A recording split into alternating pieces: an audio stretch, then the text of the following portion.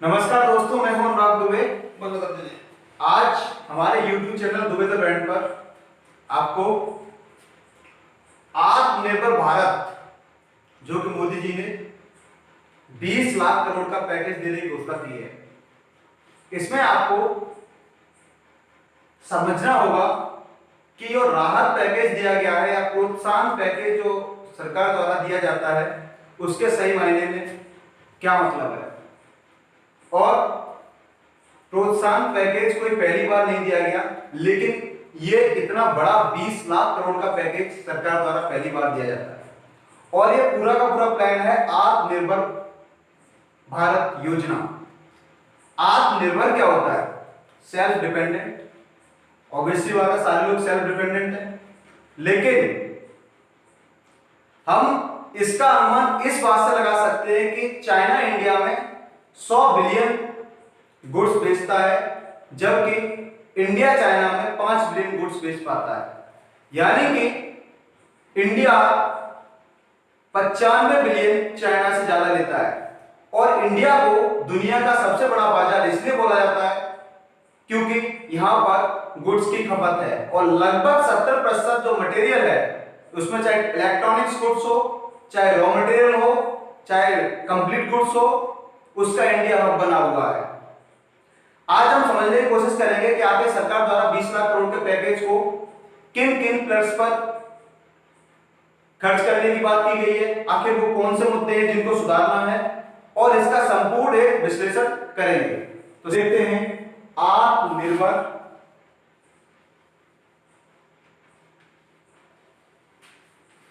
भारत योजना।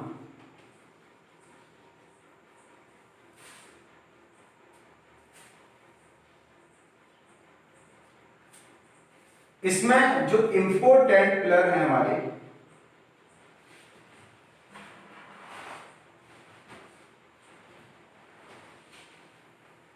उनके बारे में बात करेंगे। आगे सरकार द्वारा किन किन पिलर्स पर एक पैसा खर्च किया जा रहा है।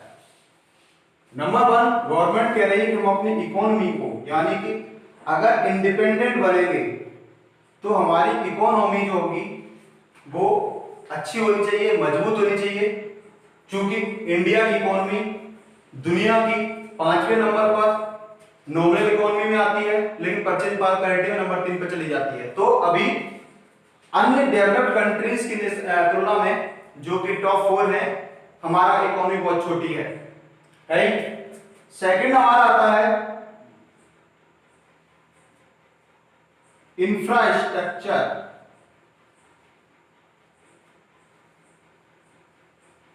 यानी कि अवसंरचना।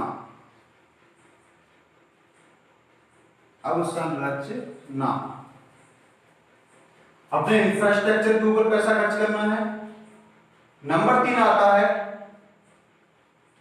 Technology driving system.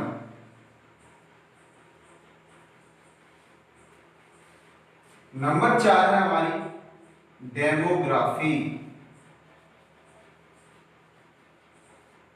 नंबर 5 पर है हमारा डिमांड।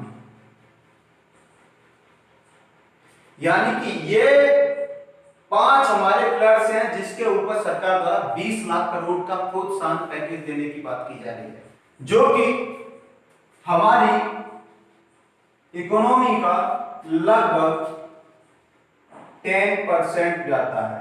कितना?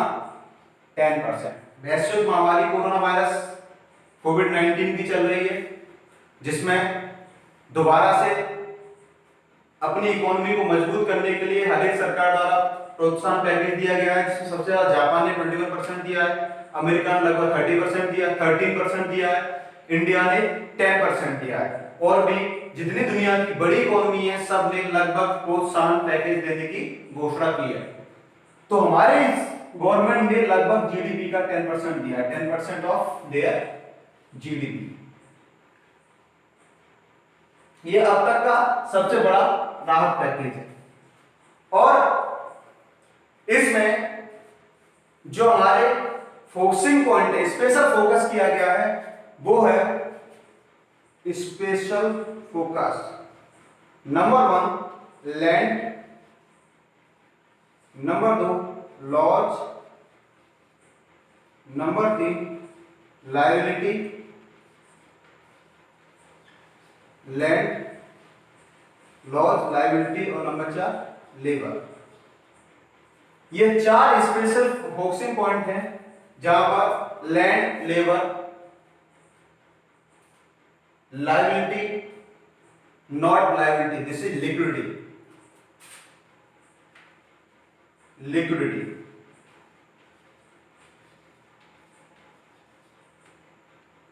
ये 4 फोकस पॉइंट हैं जो कि सरकार द्वारा स्पेशल फोकस किए गए। लैंड अधिग्रहण को सुधारना है, कानून को बदलाव करने हैं, लिक्विडिटी को बढ़ाना है और हमारे यहाँ पर लेबर, क्योंकि इंडिया बड़ी पॉपुलेशन का देश है और लगभग विश्व का 2020 में सबसे बड़ा युवा देश बन जाएगा, इसीलिए हमारे यहाँ पर जो लेबर है वो कैसी है, स्किलफुल है या नहीं है, उसका ही पूरा विश्लेषण इसमें किया जाएगा।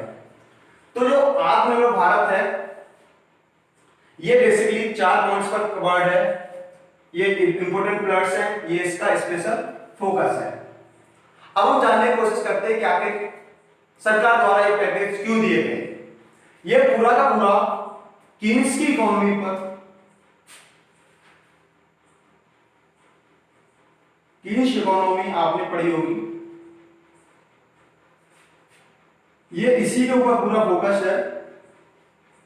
इसमें डिमांड की बात की गई है, डिमांड यानी कि डिमांड को बनाए रखना है, क्योंकि जिस देश में डिमांड खत्म हो जाती है उस देश की इकोनॉमी ऑटोमेटिकली टूट जाती है। और कीन्स ने अमेरिका में काफी रिसेशन आया और 2008 का रिसेशन हो गया, उससे पहले भी रिसेशन आए, उसमें इस थ्योरी ने बहुत बड़ा ये रोल प्ले किया, क्योंकि सरकार द्वारा कोशिश की जाती है कि देश में मांग लगातार बढ़ी रहे या मांग लगातार बनी रहे, क्योंकि जब मांग होगी तो आपूर्ति भी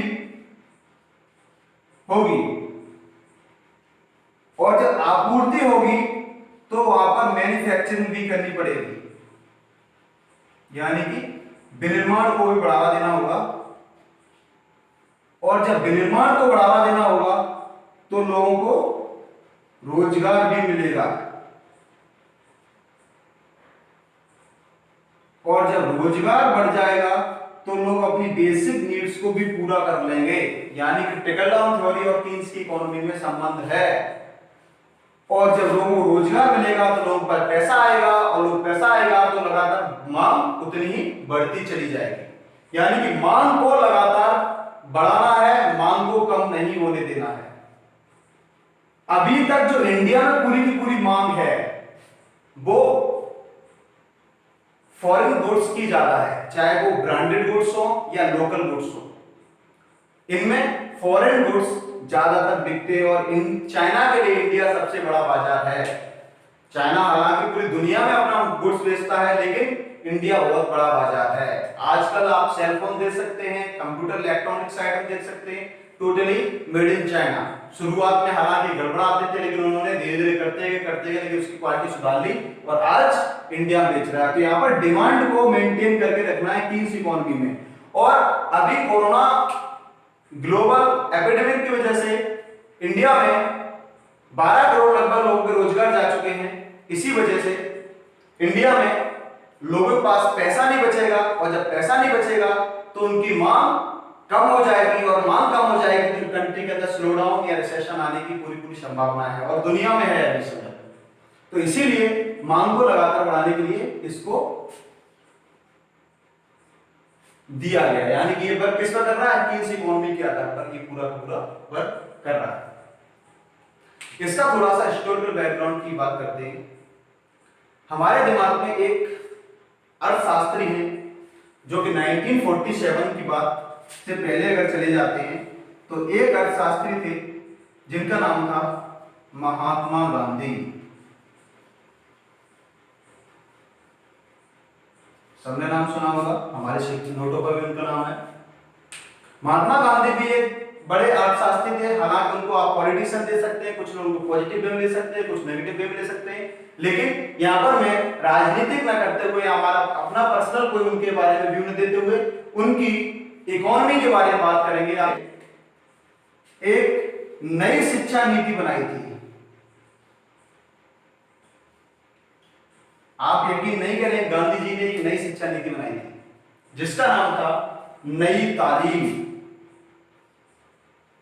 नई तालीम काफी सुना होगा आप लोगों ने, फैक्ट्स पढ़ते होंगे।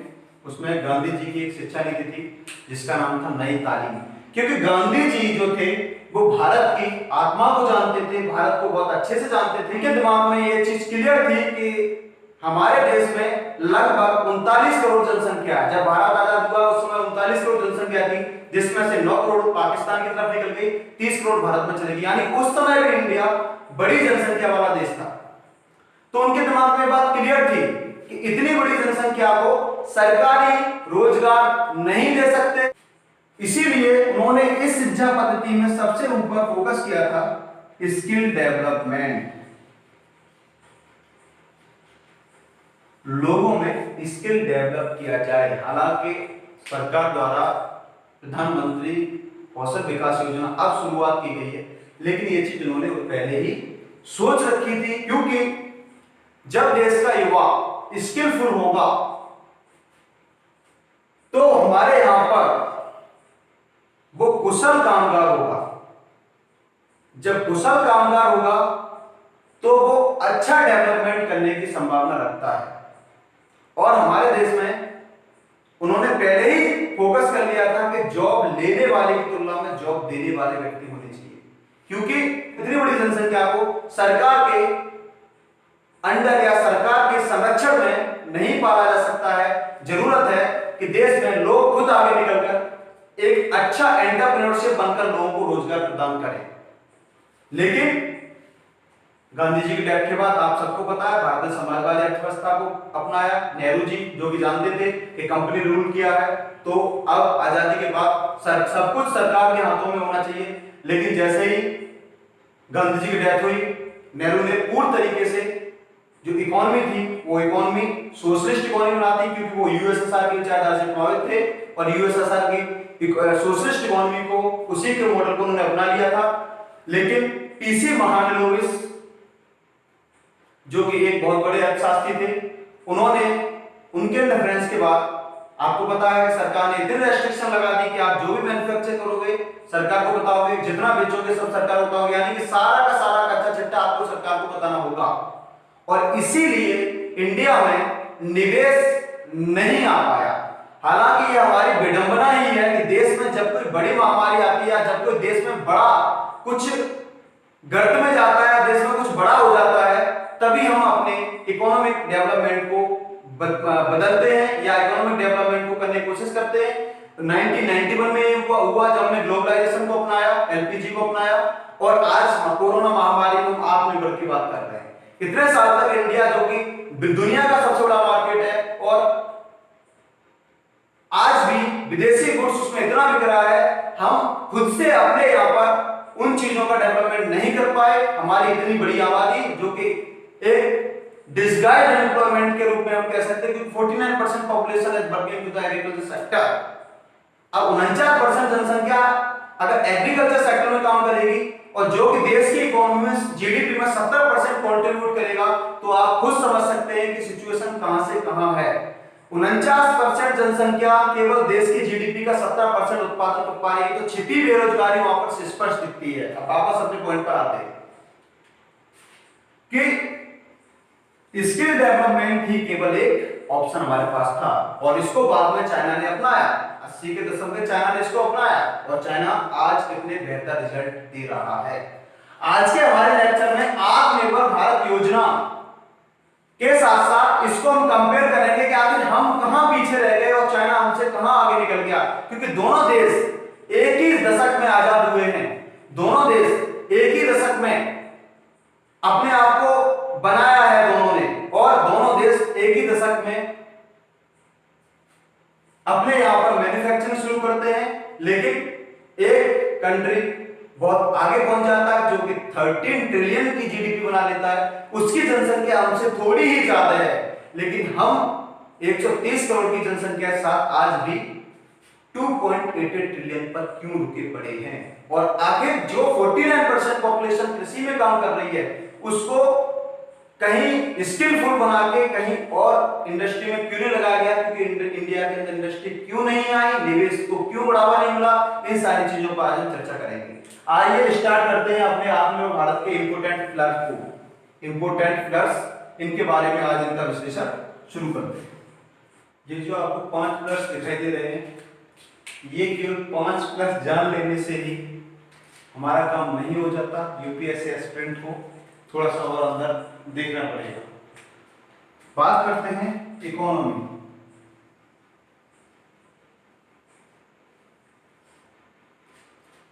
इंडिया विश्व में नंबर 5 का सबसे बड़ी इकोनॉमी है। अगर नॉमिनल में अगर इंडिया की इकोनॉमी की बात करें तो इंडिया विश्व में नंबर 5 की सबसे बड़ी इकोनॉमी बन चुका है। और वहीं पर पीपीपी यानी कि परचेजिंग पावर पैरिटी या क्रय शक्ति क्षमता के मामले में ये 2 स्थान ऊपर उठकर 3rd पोजीशन पर आ जाता है। लेकिन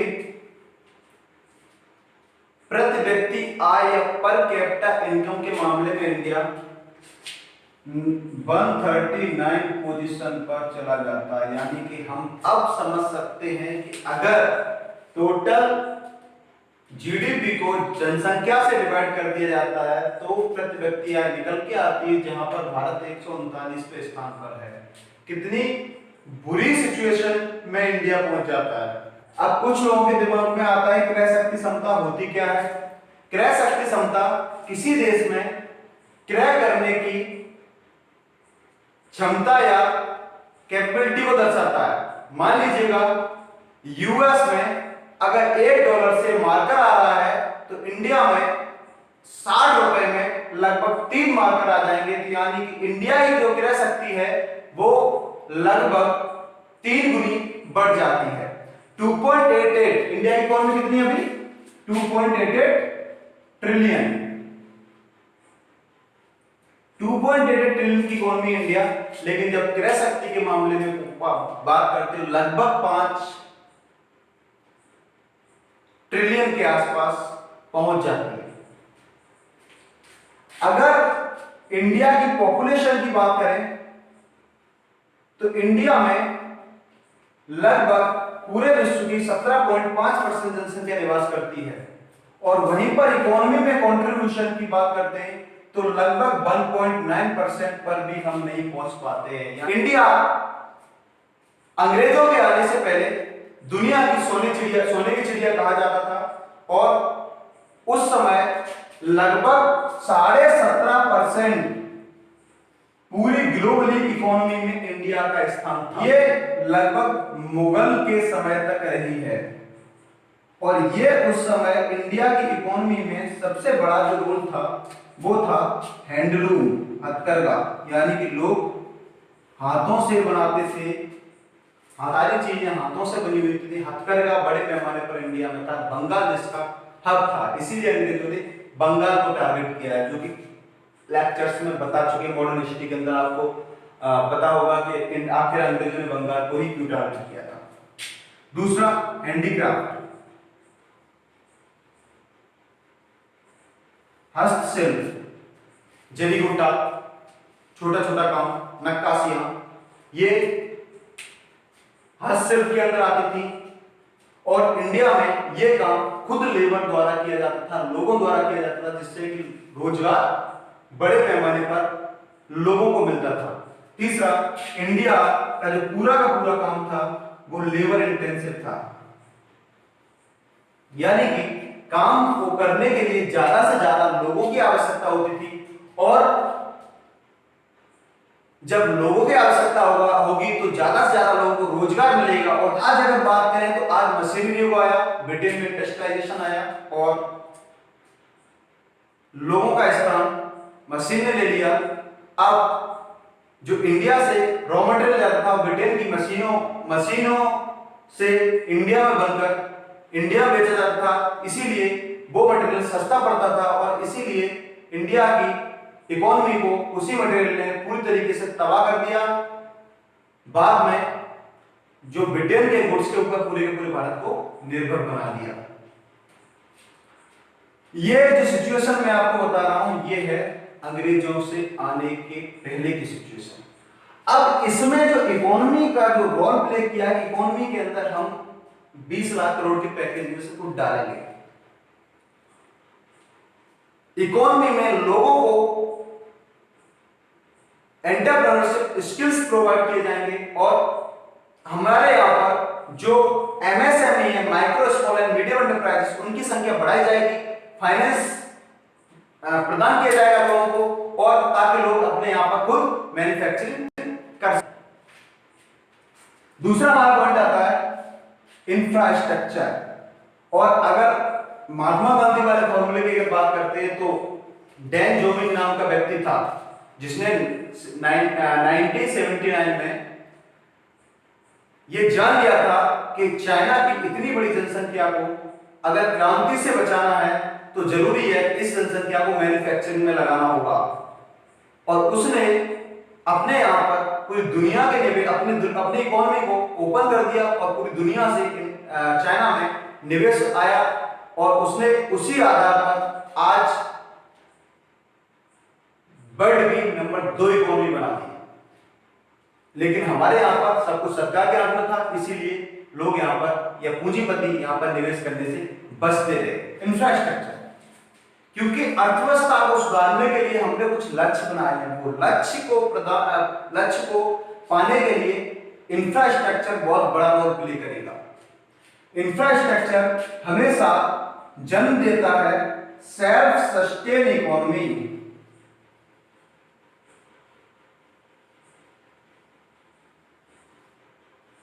और जितना इंक्लूसिव होगा उतनी ही इकोनॉमी सस्टेन होगी। अब सेल्फ सस्टेन इकोनॉमी को हम इस बात से समझ सकते हैं कि जितना इंफ्रास्ट्रक्चर जितना अच्छा होगा उतनी ही सेल्फ सस्टेन इकोनॉमी को जन्म मिलेगा।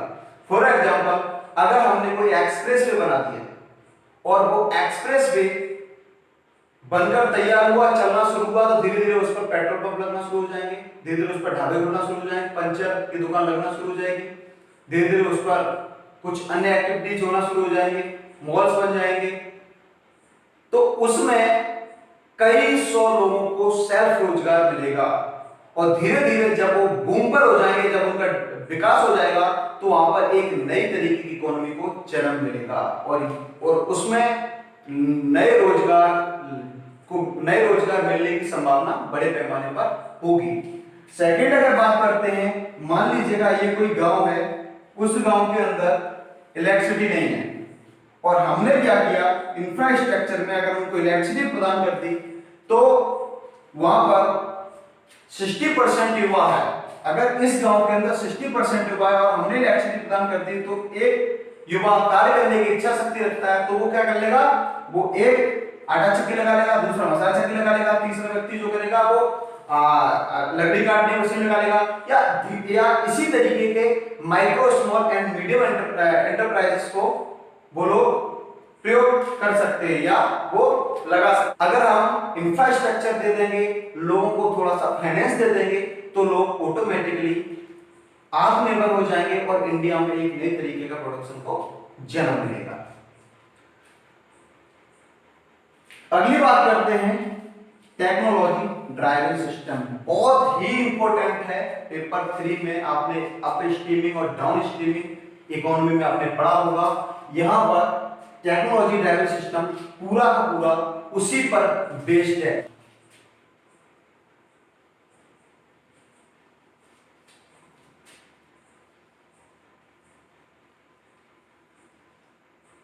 ये टेक्नोलॉजी ड्राइविंग सिस्टम क्या है, ध्यान से देखिएगा, आपके मतलब की चीज है, इंपॉर्टेंट चीज है।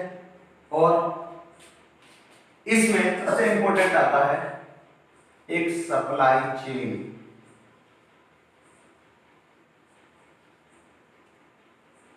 ये सप्लाई चेन को हमें बहुत मजबूत बनाना है और छोटा करना है, क्योंकि भारत में, हालांकि इंडिया क्लेम करता है हमारे यहाँ पर लिटरेसी रेट 77% की समथिंग है, लेकिन वो लिटरेसी कैसी है, उसमें कितने लोग किस क्वालिटी के स्किलफुल हैं, क्योंकि केवल अपना सिग्नेचर करने से या केवल हिंदी या इंग्लिश पढ़ने से लिटरेसी रेट नहीं आती, वो स्किल्स हैं या नहीं है ये देखना बहुत ज्यादा जरूरी होता है देश में।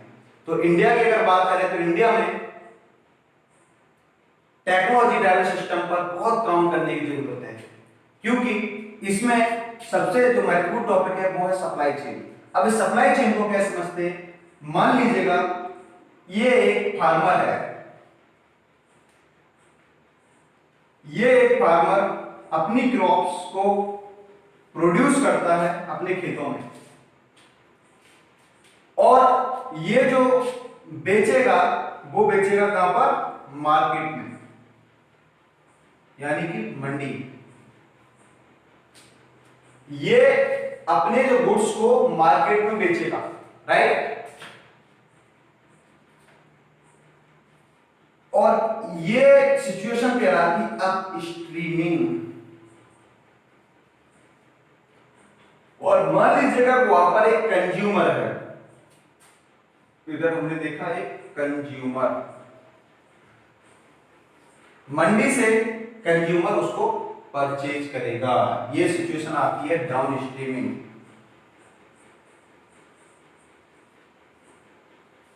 यानी कि अप स्ट्रीमिंग से डाउन स्ट्रीमिंग के बीच में एक मुख्य पर्सन आ जाता है जिसका नाम है बिचौलिया, और ये बिचौलिया दोनों पर एक नए तरीके का बोझ बनकर सामने आता है। किसान से सस्ते दामों पर ये मंडी में माल को खरीद लेता है और कंज्यूमर को ऊंचे दाम पर बेचता है, यानी कि डबल तरीके से दोहन किया जाता है। और यही सिचुएशन है कि आज 70 साल हो गए, देश के अंदर 26 करोड़ है किसान जो है ना, कभी बड़े पैसे वाले के रूप में आपने नहीं देखे होंगे, क्योंकि देश में बड़े पैमाने पर मार्जिनल और स्मॉल फार्मर है, रिच फार्मर बहुत कम है। इसीलिए मार्जिनल और स्मॉल फार्मर आज भी सरकार के ऊपर ही डिपेंडेंट है। सरकार को उन्हें कुछ ना कुछ देना पड़ता है, उनके ऊपर सरकार किसी तरह की कोई टैक्स नहीं लगाती है, लेकिन उनकी जो स्थिति है स्मॉल एंड मार्जिनल फार्मर्स में बहुत सारे खेतिहर मजदूर भी हैं, तो आज 70 सालों के से उनकी स्थिति वही की वही है। लाल बहादुर शास्त्री ने दिया था, जय जवान जय किसान, जवान देश की सुरक्षा कर रहा है, लेकिन किसान, आज हमें पता चल चुका होगा किसान की इंपोर्टेंस क्या है, लेकिन किसान की आर्थिक स्थिति में आज भी कोई सुधार नहीं हुआ है। क्यों? क्योंकि अप स्ट्रीमिंग और डाउन स्ट्रीमिंग बीच में जो आता है, ये आता है बिचौलिया। अब में इस बिचौलिए को खत्म करना है, यानी कि जो सप्लाई चेन हमने बड़ी कर रखी है, इस सप्लाई चेन को हमें छोटा करना है। याद रखिएगा, सप्लाई चेन जितनी छोटी होगी उतना ही देश के लिए अच्छा होता है। तो हमें सप्लाई चेन छोटी करने के लिए सरकार को टेक्नोलॉजी के ऊपर काम करना होगा, क्योंकि हमारे यहाँ पर किसान की मजबूरी है कि मंडी में उसी बिचौलियों को अपने गुड्स को बेच पाते हैं। ऐसा कोई सिस्टम सरकार ने नहीं बनाया है जिसमें कि किसान डायरेक्ट कंज्यूमर को बेचे। अगर यहां से ये किसान अपनी क्रॉप्स को कंज्यूमर को बेचता है तो यहां पर उसको अधिक फायदा होने की संभावना है और कंज्यूमर पर कम बोझ आने की संभावना है। यानी कि प्रॉफिट जो लगातार कई सालों से एक व्यक्ति कमा रहा है, उस प्रॉफिट को दोनों को डिस्ट्रीब्यूट किया जा सकता है। इसके लिए जरूरी है कि टेक्नोलॉजी पर वर्क किया जाए। अब वो टेक्नोलॉजी क्या होगी कि इस तरीके के प्लेटफॉर्म बनाए जाएं कि किसान अपना माल डायरेक्ट कंज्यूमर तक पहुंचाए। अब इसके लिए ई नाम, ई मार्केट या अन्य कई तरीके की टेक्नोलॉजी पर फोकस किया जाए, जिससे कि किसान अपना माल बेच सकता है। और किसान जो कि अनएजुकेटेड कैटेगरी में आता है, देश के अंदर आजकल यही है, विडंबना है कि हम मानते हैं किसान है तो वो एजुकेटेड नहीं है, क्योंकि किसान को एक अलग नजरों से देखा जाता है। अगर कोई व्यक्ति खेती में संलग्न है तो उसको एक अलग तरीके से देखा जाता है, क्योंकि एग्रीकल्चर के अंदर हमने आज तक वो टेक्नोलॉजी नहीं ला पाए जिसकी कि देश को जरूरत है, और आज यही कारण है कि देश में सबसे ज्यादा छिपी बेरोजगारी एग्रीकल्चर में ही है। अगर टेक्नोलॉजी होती तो शायद है कि जो हम 49% आबादी है इसको हम कहीं और लगा देते और वो लोग आत्मनिर्भर बनते और आज सिचुएशन कुछ और होती। लेकिन हमारी विडंबना है कि हम उनको आज भी उसी चीज में लगाए हुए, क्योंकि इंडिया में टेक्नोलॉजी कमी थी। हालांकि 1967 में हरित क्रांति आई, हरित क्रांति ने बड़े पैमाने पर कृषि में सुधार किया, प्रोडक्शन बढ़ाया, लेकिन उस लेवल की टेक्नोलॉजी नहीं आ पाई कि प्रत्येक व्यक्ति तक उसकी पहुंच हो पाती। उसको किसी एक क्षेत्र के लोगों ने ही फायदा उसका उठा पाया, प्रत्येक क्षेत्र के लोगों ने उसका फायदा नहीं उठा पाए।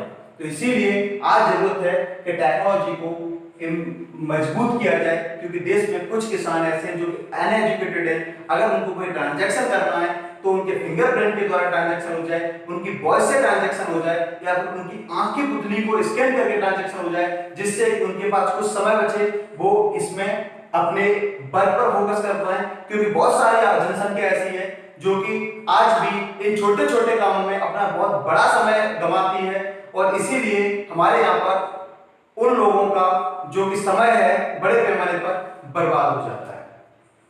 इसीलिए हमें जरूरत है कि इसको टेक्नोलॉजी को सुधार। अगला है हमारा डेमोग्राफी। अब डेमोग्राफी की बात करें तो 2020 तक इंडिया विश्व का सबसे बड़ा युवा कंट्री बन जाएगा। यानी कि युवा जनसंख्या जो यूथ होती है वो लगभग 16 साल से 59 ईयर के बीच का जो होता है, जो ग्रुप के लोग होते हैं उनको बोलते हैं बैक। बैक का मतलब होता है वर्किंग एज पॉपुलेशन, यानी कि वो कार्य करने योग्य जनसंख्या, और इंडिया में बैक बड़े पैमाने पर है। लेकिन हमारा जो बैक है वो काम करना नहीं चाहता, या फिर हमारा बैक के पास कार्य नहीं है, कुछ ऐच्छिक बेरोजगार हैं, कुछ को काम नहीं मिलने से बेरोजगारी है, और बड़े पैमाने पर लैक ऑफ स्किल्स, यानी कि स्किल्स की कमी, कुशलता की कमी, कौशल की कमी की वजह से हमारे यहाँ पर बड़े पैमाने पर बेरोजगारी है। तो हमारी डेमोग्राफी जो कि 2020 में सबसे बड़ा यूथ नेशन हो जाएगा, और ये 2045 तक हमारे यहाँ पर जितनी भी युवा आबादी है वो युवा आबादी वृद्ध हो जाएगी। तो इसीलिए भारत के पास केवल 25 साल का समय है, जो करना है इसी में करना है। अब यूथ पॉपुलेशन का सबसे बड़ा फायदा ये होता है कि यूथ पॉपुलेशन एक चीप लेबर होती है। चीप लेबर का मतलब आप समझते हैं, सस्ता श्रम है।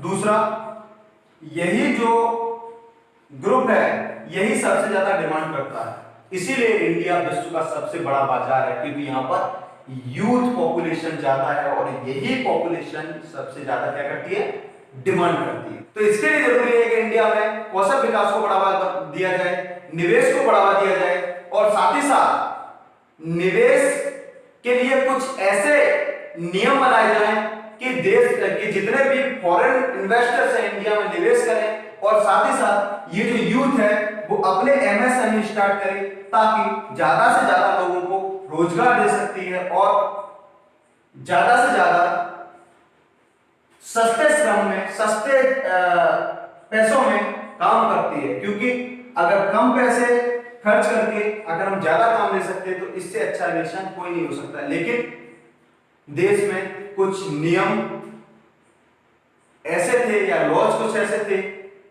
और भूमि अधिग्रहण में ऐसी समस्या आ रही थी कि आज हमारे यहाँ पर बेरोजगारी दर 3.19% से बढ़ती है, ये सब वर्ल्ड बैंक बोलता है। लेकिन अगर चाइना से तुलना करें तो चाइना में अगर कोई व्यक्ति कहता है कि हमारे पास फाइनेंस है और हम आपके देश में निवेश करना चाहते हैं, तो वहां की सरकार 2 गवर्नमेंट एम्प्लॉयज को सिर्फ उसी के साथ लगा देती कि आप जाइएगा और वहां पर उस व्यक्ति को हेल्प कीजिएगा। अगर उसमें कोई समस्या आती है तो वहां की सरकार उन दोनों ऑफिसर्स को दंडित करती है।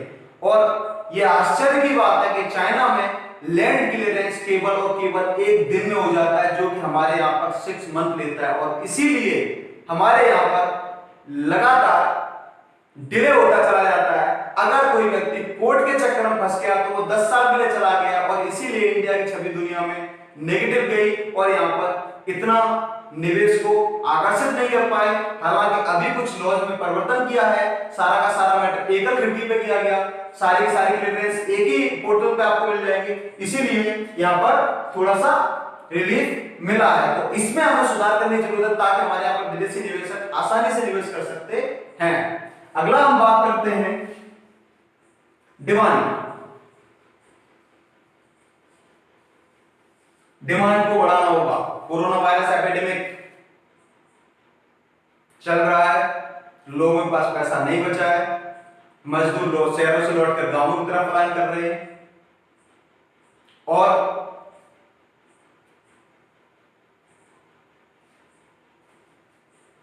जो डिमांड है वो फॉरेन गुड्स की है। हमें इस डिमांड्स को चेंज करके इंडियन गुड्स पर लाना होगा। तो इसके लिए हमें एक चीज हमारे सामने आती है जिसको बोलते हैं राष्ट्रवाद। अभी राष्ट्रवाद, केवल राष्ट्रवाद ही देश को अपने गुड्स की डिमांड करने के लिए मजबूर कर सकता है। हिस्ट्री में अगर बात करते हैं तो 1906 में एक मूवमेंट चली थी जिसको नाम दिया गया था स्वदेशी मूवमेंट।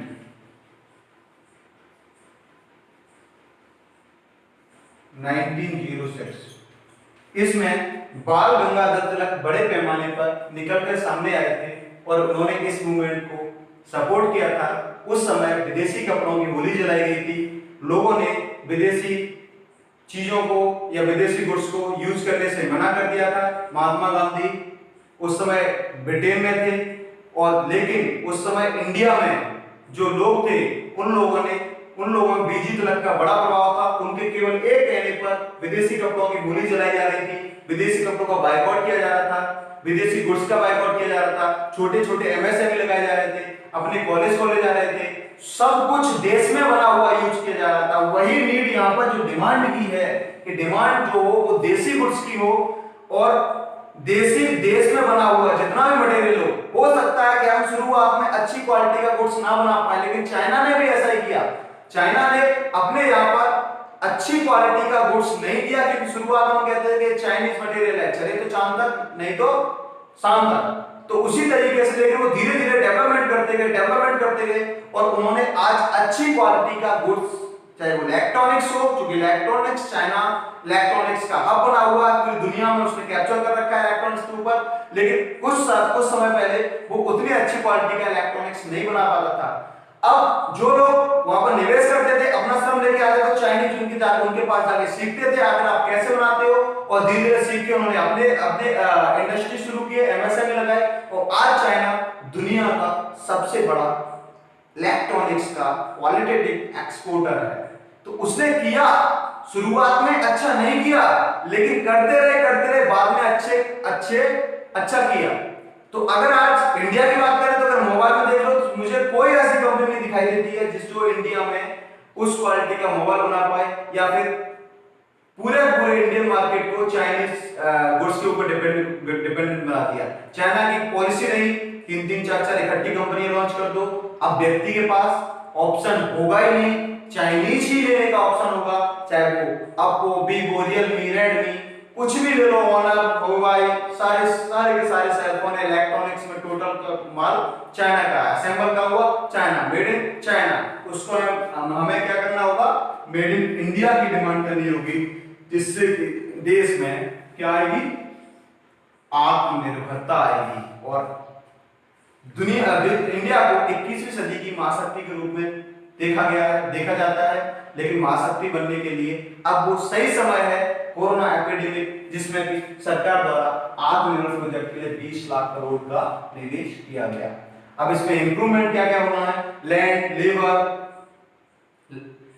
लिक्विडिटी और लॉज, इन सब में के ऊपर फोकस किया जाएगा। इन सब का लेक्चर हम नेक्स्ट वीडियोस में कवर करेंगे। चैनल को सब्सक्राइब करना ना भूलें।